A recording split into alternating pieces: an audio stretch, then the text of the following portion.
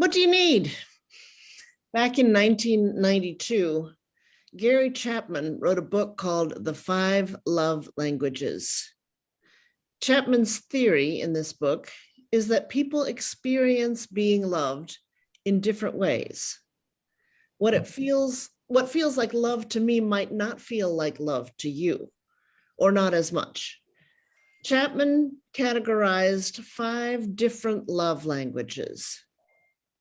These are the ones he selected: physical touch, words of affirmation, quality time, gifts, and acts of service. All of those are ways of giving and receiving love. But most of us resonate with one or two more than the others. Knowing how much I love stories and words, I'm sure you are not surprised that words of affirmation are my primary love language. It is what I choose to receive. It may not be the best thing to give to you. My mother, by contrast, usually responds most enthusiastically to acts of service.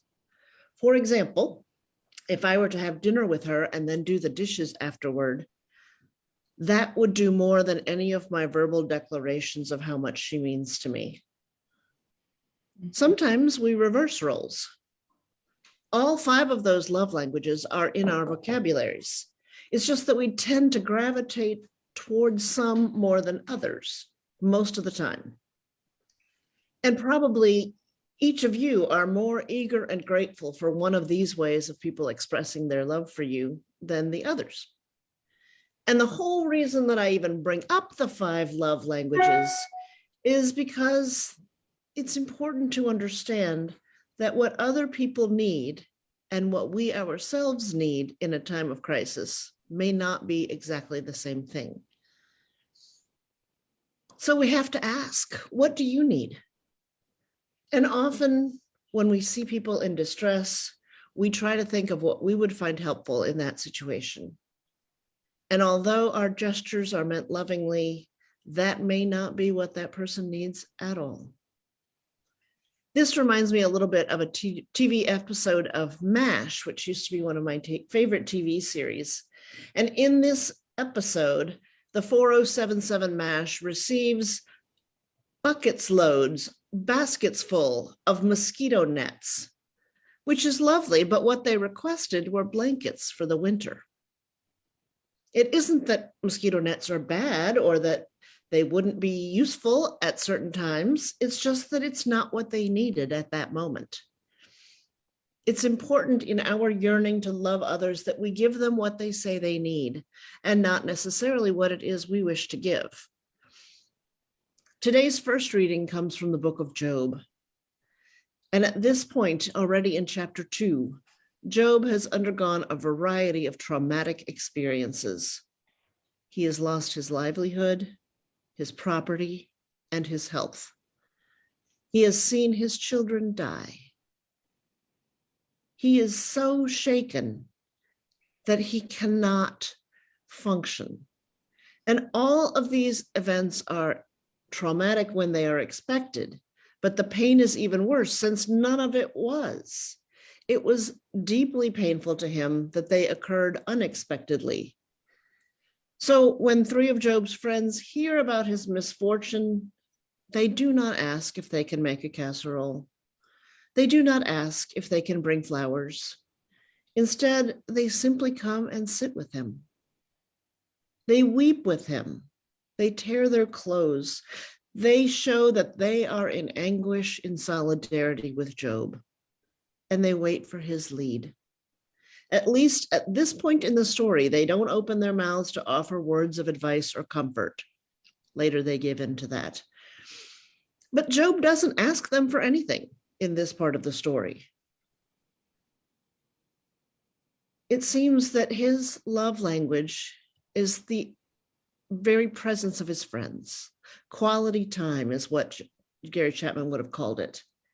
Showing up and mourning with their friend communicates their empathy, the ways that they could never articulate that they love and mourn with him. Frequently, this is what people need when they are grieving, just someone to be there, So, although Job doesn't say a word about what he needs in his crisis, in today's reading from Paul's letter to Timothy, Paul has a lengthy and very specific list of what he needs. Paul is beaten and imprisoned, and he asks for a variety of practical things to be brought to him, like his coat and books and papers. And he also expresses a need to be willing to forgive those who have most wronged him. And he holds some of them accountable for their actions. Now, we don't get to decide if what Paul requests is really what he needs. We only get to eavesdrop on his personal expression of his deep yearnings to his friend Timothy.